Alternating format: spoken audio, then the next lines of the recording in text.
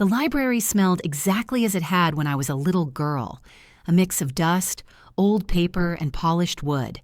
It was the kind of scent that stirred up memories you didn't even know you still carried. I hadn't been inside in years, not since I retired from teaching, and even then, I'd only stopped by once or twice to return books for my students. This visit wasn't planned. A week ago, while sorting through boxes in my attic, I'd stumbled upon a book wedged between a stack of yellowed lesson plans and a shoebox full of postcards. It was The Secret Garden, one of my favorites as a child. The cover was worn, the edges frayed, and the pages carried that brittle, fragile quality that comes with age. I'd sat on the attic floor for nearly an hour, flipping through it and reminiscing before realizing the faded library card tucked into the back pocket. The book wasn't mine. That bothered me more than it should have. My mother had taught me to always return what didn't belong to me, no matter how small or insignificant. So here I was, clutching the novel to my chest as I crossed the creaky floorboards toward the checkout desk. The young man behind the counter couldn't have been more than 25, with an eager smile and dark-rimmed glasses. His name tag read Caleb. "Good morning," he said warmly. "Returning today?" "Yes," I replied, setting the book gently on the counter. "I'm afraid this one's very overdue." He chuckled, reaching for it. "We've seen our share of overdue books, don't worry." But his easy expression faltered the moment he opened the cover. His brows knit together and he leaned closer, squinting at something inside. Then his mouth parted slightly, as if he'd seen a ghost. I frowned. "Is something wrong?" Caleb didn't answer right away. Instead, he ran his fingertips slowly over the inside cover, tracing the faded ink of an old signature. His eyes flicked up to mine, wide and uncertain, before lowering his voice to a whisper. "The signature here," he said carefully. "It's from your husband, Daniel Thompson." For a moment, the world seemed to tilt beneath me. My breath caught in my throat. Daniel. My late husband's name rolled over me like a cold wave. It had been 10 years since he passed, yet hearing it spoken aloud in this context felt strange, almost unreal. Slowly, I leaned forward, peering at the page. Sure enough, there it was. His name, written in that strong, slightly slanted script I'd recognize anywhere. "But that's impossible," I murmured, my voice shaking. "This book must be older than—" I trailed off, my thoughts colliding. Caleb glanced around the quiet library as if to make sure no one else was listening. "Mrs. Thompson, this book is part of our archival collection. It hasn't been in regular circulation for decades. The only way his name would be here is if he personally signed it. Around 50 years ago. 50 years. The number hung in the air between us. My mind scrambled to make sense of it. Daniel would have been 18 or 19 back then, maybe just starting college. We hadn't even met yet. I shook my head. There must be some mistake. My husband wasn't, he wasn't much of a reader, at least not library books. He preferred fishing magazines and the newspaper. Caleb offered me a sympathetic look but didn't back down. This signature isn't in our records. It shouldn't even exist. And this book, he paused, lowering his voice further, is part of a restricted shelf. People weren't supposed to check it out unless they were part of something special, like a private group or research project. A chill skittered down my spine. "What kind of group?" He hesitated, then shook his head. "I'm not sure. You might want to talk to Mrs. Carson, our head librarian. She's been here forever and might know more." I clutched the edge of the counter, suddenly unsteady. My Daniel, the steady, reliable man I'd built a life with, had never once mentioned this book or anything like it. As I left the library with the autumn wind biting at my cheeks, a strange mix of emotions swirled inside me: confusion, unease, and an aching curiosity that refused to let go. Who had my husband been 50 years ago, and what secrets had he left behind? That night, sleep refused to come. I lay in bed staring at the ceiling, listening to the tick of the old mantel clock in the living room. It was the same clock Daniel and I had bought at a flea market 30 years ago, its rhythm steady and familiar. Unlike the thoughts racing in my head, 50 years, Daniel's name, written in his unmistakable handwriting inside a book he never once mentioned. I turned onto my side and closed my eyes, trying to summon memories of our early years together. We'd met at a 4th of July picnic when I was 22, and he was 24. He was polite, almost shy, with a crooked smile that instantly put me at ease. Our courtship had been simple, steady, built on shared values and quiet moments. Or at least, that's how I'd always remembered it.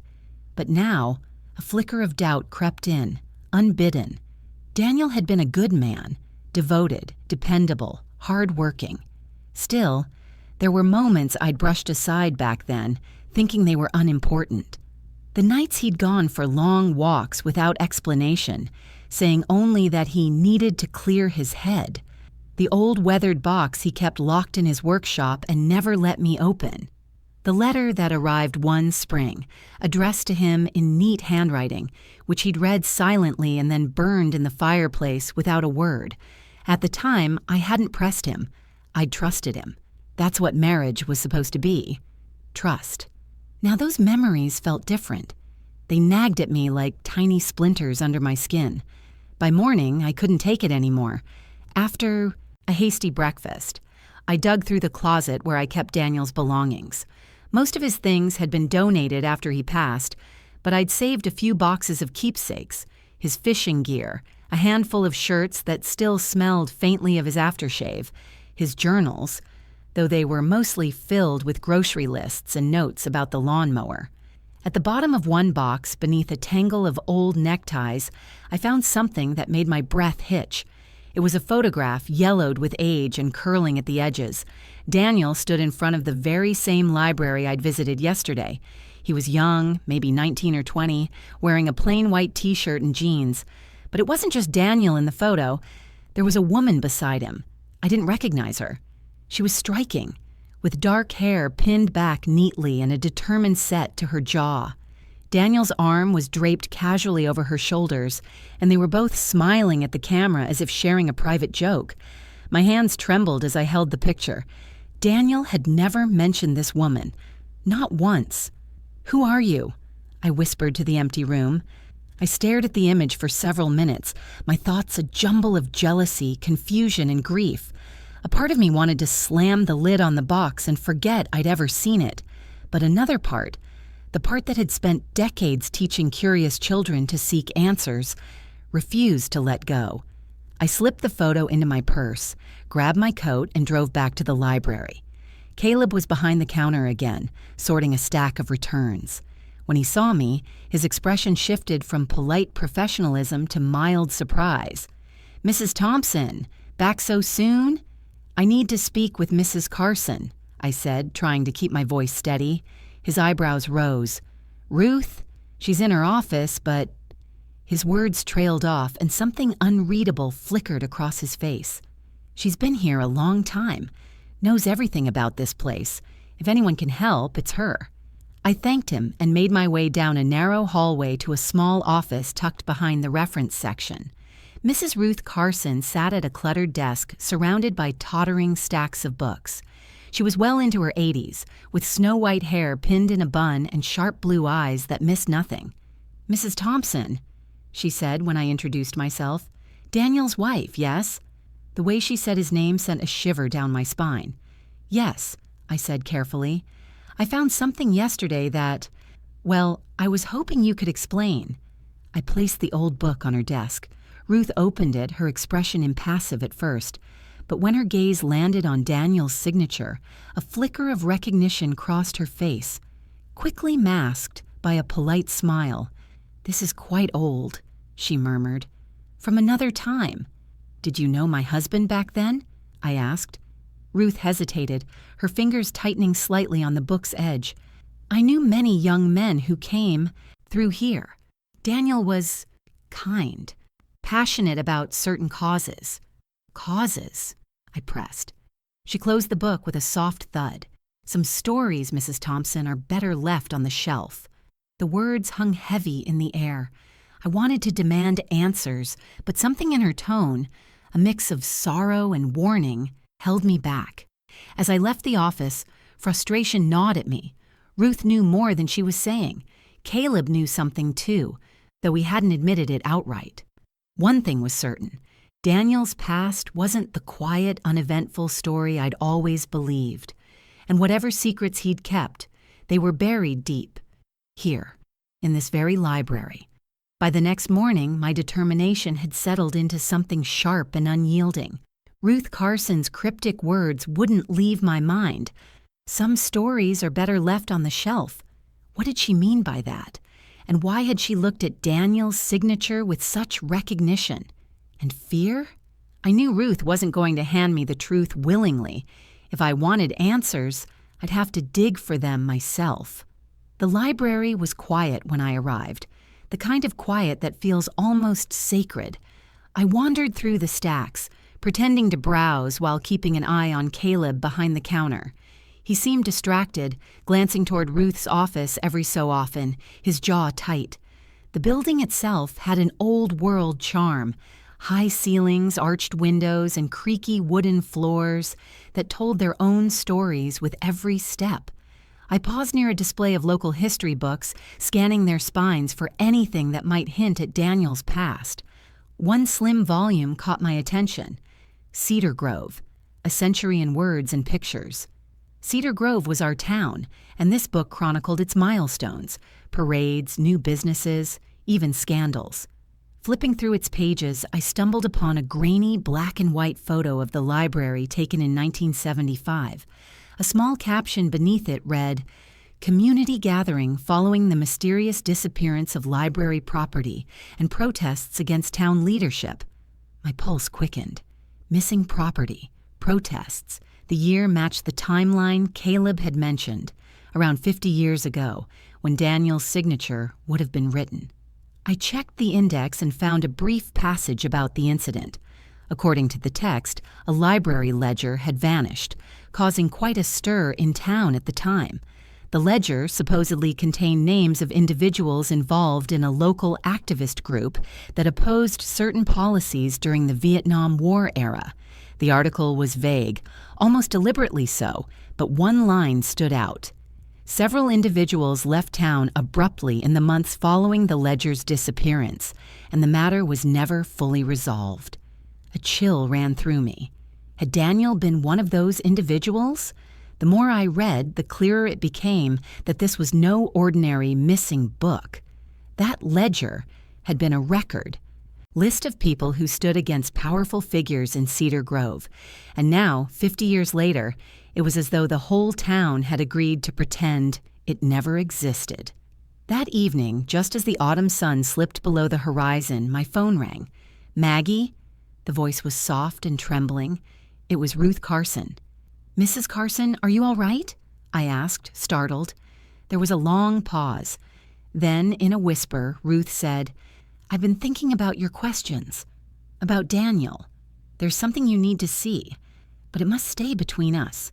"What is it?" I asked, my heart pounding. "Meet me at the library, after closing."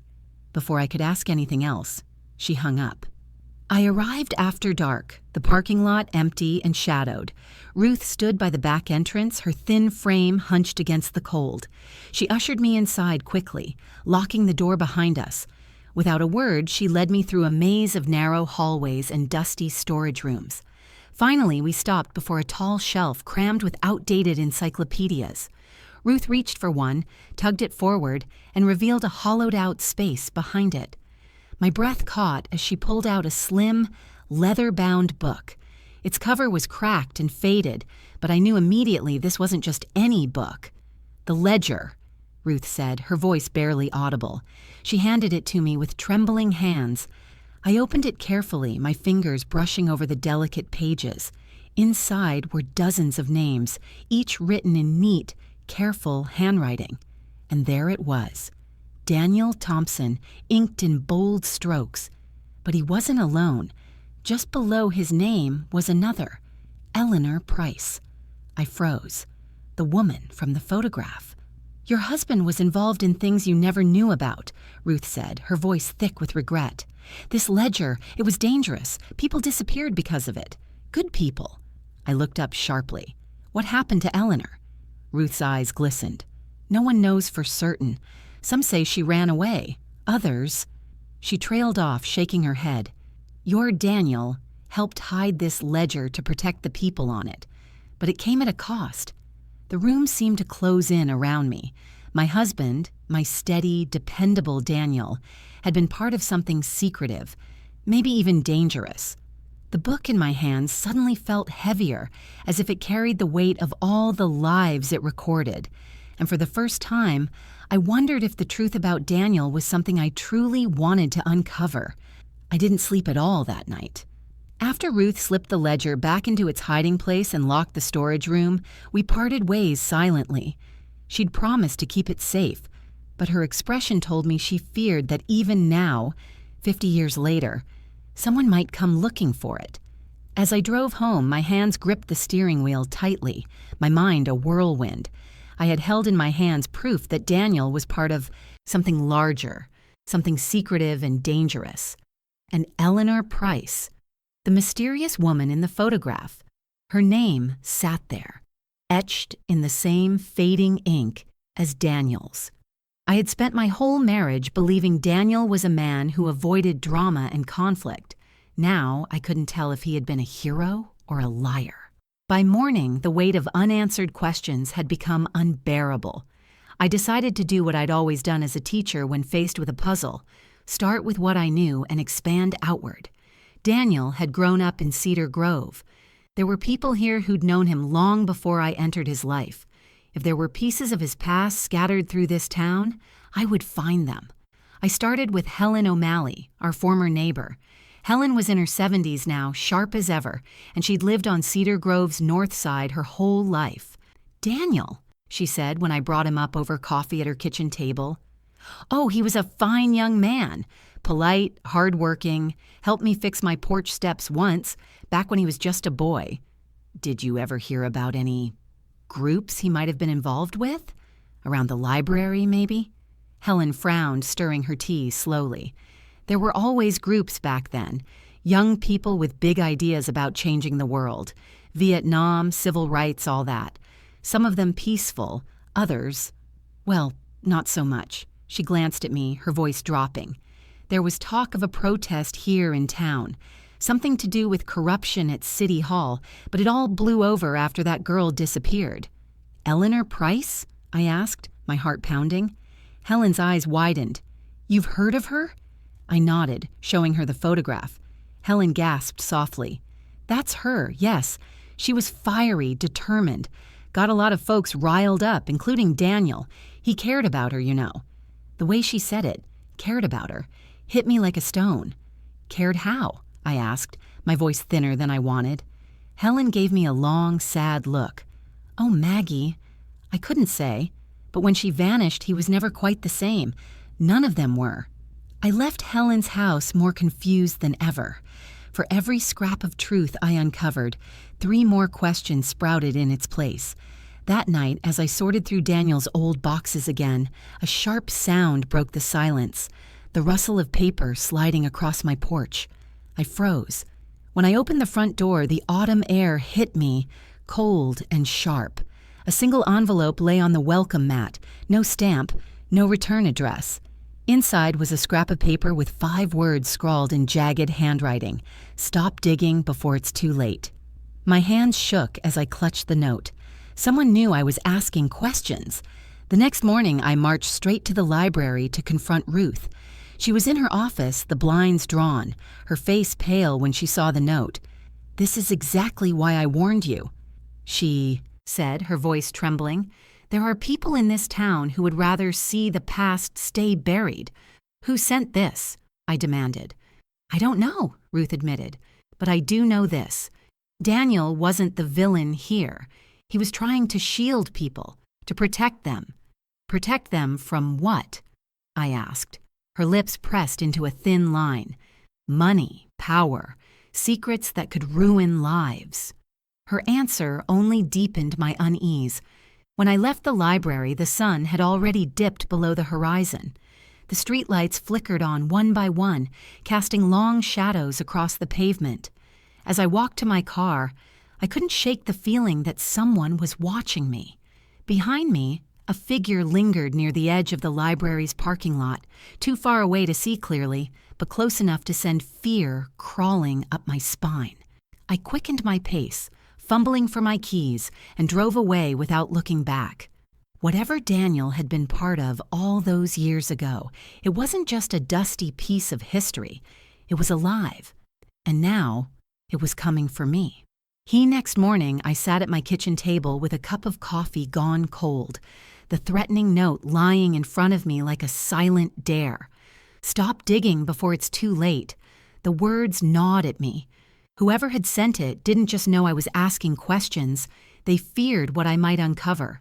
But fear works both ways, and mine had hardened into resolve.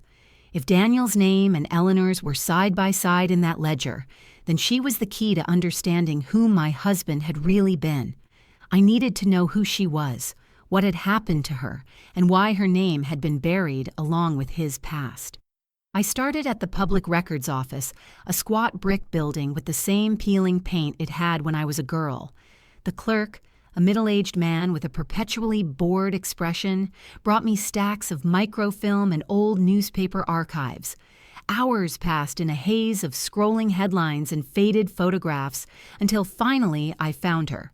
Eleanor Price, 23, local activist missing. The article was dated June 3, 1975. There was her photo, younger than the one I carried, with the same determined expression. The article said she had been active in organizing protests against city corruption, specifically the misuse of public funds tied to the library. The details were sparse, almost deliberately so, but a single paragraph leapt out. Price was last seen leaving the Cedar Grove Library after a late meeting with several local residents, including Daniel Thompson. Authorities have found no trace of foul play, but have not ruled it out. My heart pounded. Daniel's name. There it was, in black and white, linked directly to the night Eleanor vanished. I skimmed through more articles. Over the next few weeks, the investigation fizzled. Rumors swirled about Eleanor's fiery speeches and her supposed defiance of the wrong people. Eventually, her disappearance was chalked up to a runaway case, the file quietly closed. But it was obvious now. Eleanor hadn't simply run away. Someone had silenced her or helped her disappear. I needed someone who had known her personally, someone who could tell me who Eleanor really was. Through more searching, I tracked down an address for Frank Price, Eleanor's younger brother.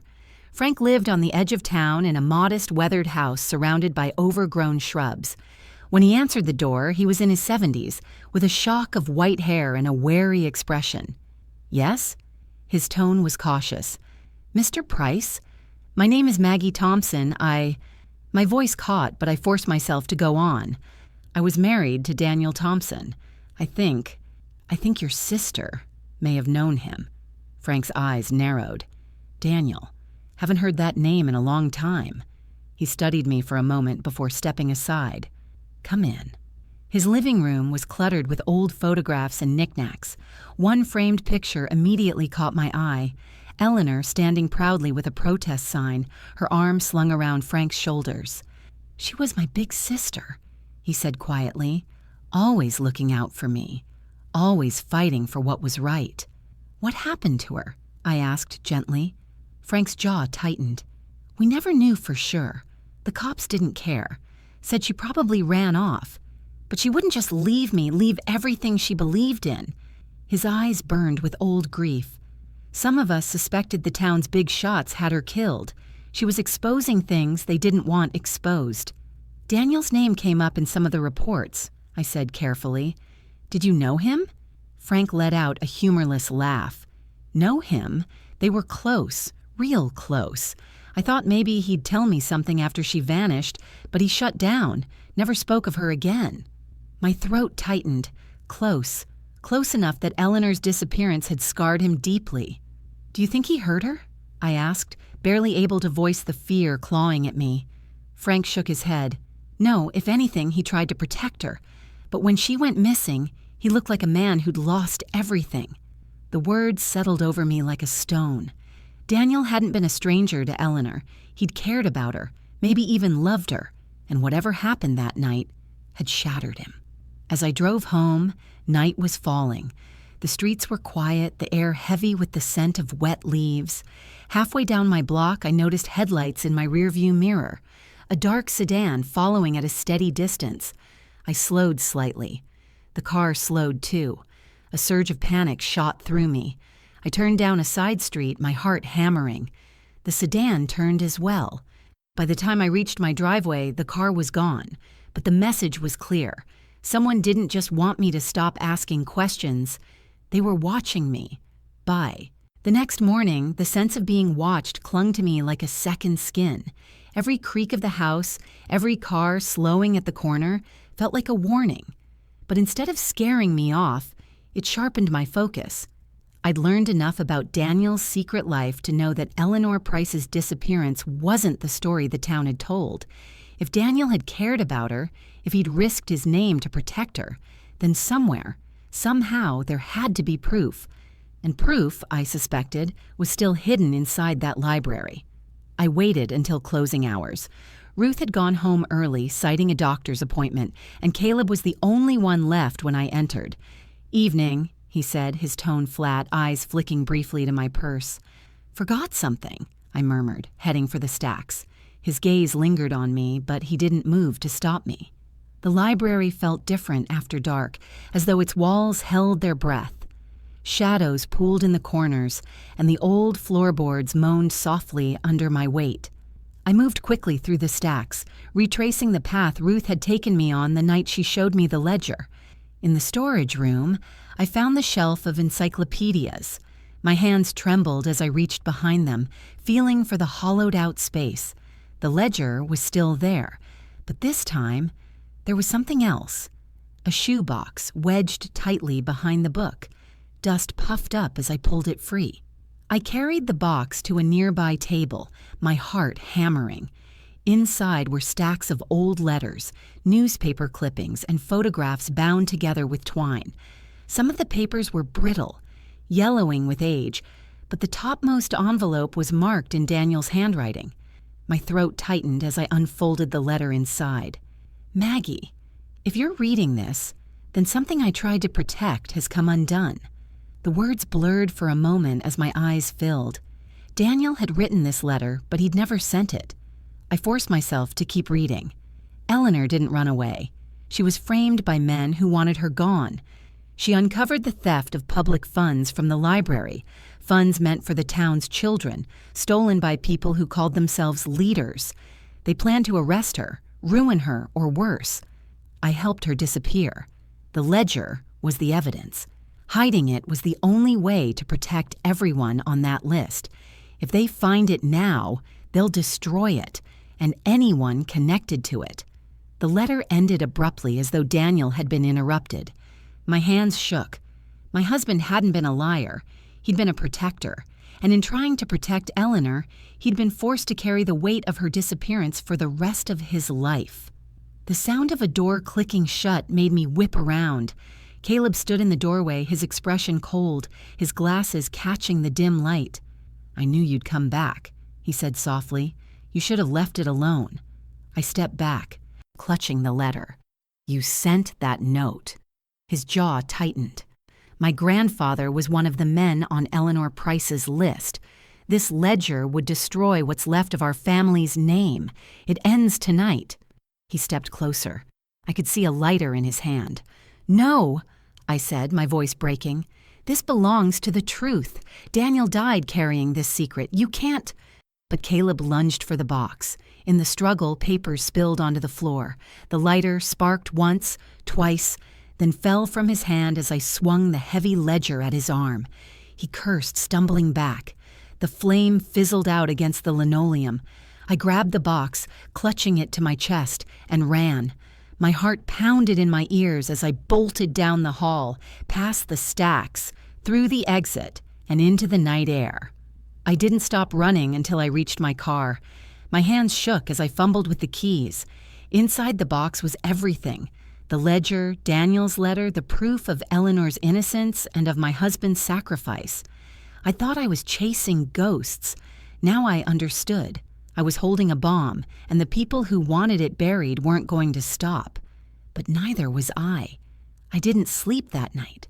The box sat on my kitchen table like a living thing, radiating history, pain, and danger.